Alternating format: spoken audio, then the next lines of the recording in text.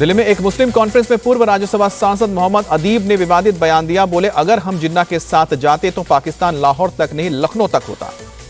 मोहम्मद आबिद ने अपने विवादित बयान में कहा कि यह हमारा एहसान है, हमने पाकिस्तान को मुख्तसर कर दिया है। कॉन्फ्रेंस में कई लोग हुए शामिल।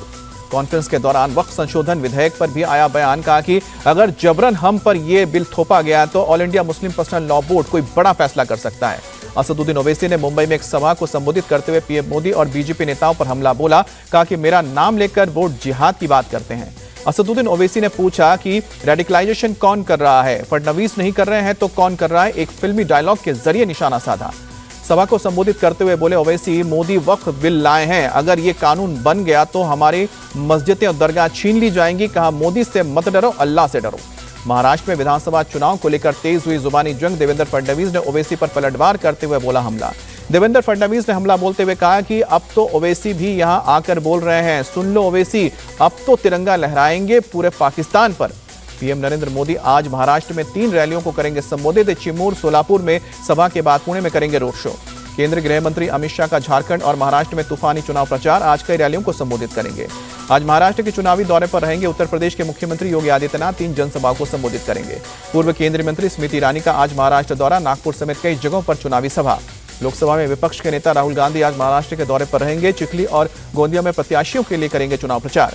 अपनी एंटी उत्तर भारतीय छवि बदलने के प्रयास में राज ठाकरे हिंदी अखबारों में हिंदी कंटेंट में दिया विज्ञापन। विज्ञापन में लिखा, आइए राज्य की स्थिति और राजनीति की भाषा बदलें।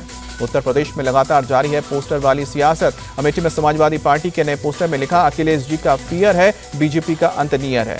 घुसपैठियों के लिए झारखंड धर्मशाला बना। सीएम योगी का हेमंत सरकार पर अटैक। झारखंड में सीएम योगी ने फिर दोहराया, बटेंगे तो कटेंगे का नारा। कहा कि अब बटना नहीं है, एक रहना है, एक रहेंगे तो नेक रहेंगे।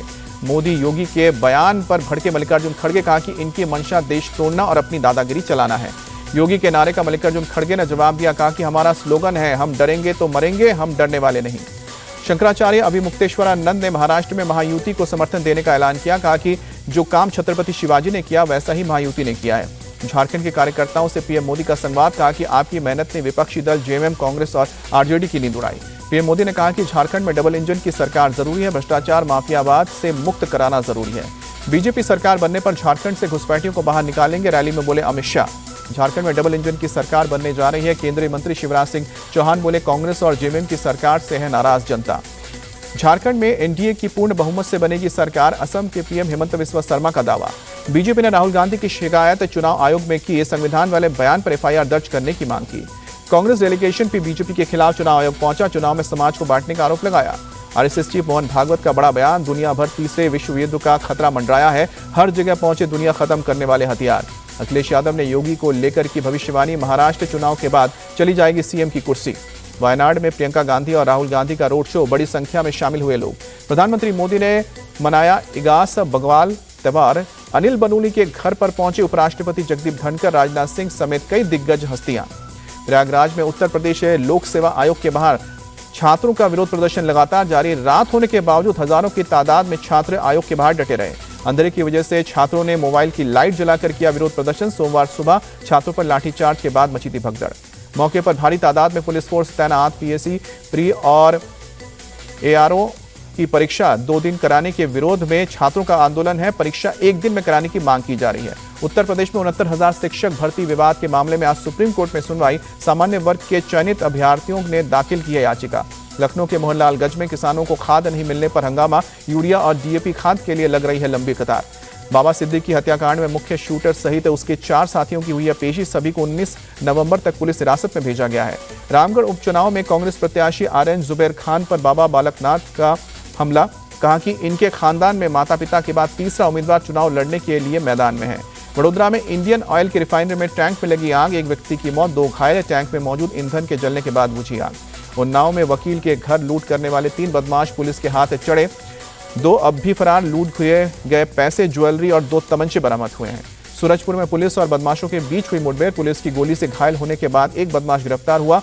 अवैध हथियार और बिना नंबर प्लेट की बाइक बरामद हुई है। यूपी के उरई में बॉयफ्रेंड से परेशान छात्रा की मौत के 24 घंटे बाद भी पुलिस के हाथ खाली, आरोपी की अब तक नहीं हुई है गिरफ्तारी। बुलंदशहर में साइबर ठगों ने महिला को किया डिजिटल अरेस्ट, बेटे को गैंगरेप के मामले में गिरफ्तार करने का डर दिखाकर ठगे 75,000 रुपए, एफआईआर दर्ज कर जांच में जुटी पुलिस। मणिपुर के जिरीबाम में कुकी उग्रवादियों और सुरक्षा बलों में मुठभेड़, असम राइफल और सीआरपीएफ जवानों ने 11 उग्रवादियों को ढेर किया। कुकी उग्रवादियों से मुठभेड़ में सीआरपीएफ का एक जवान घायल, हथियारबंद बदमाशों ने सीआरपीएफ पोस्ट को बनाया था निशाना।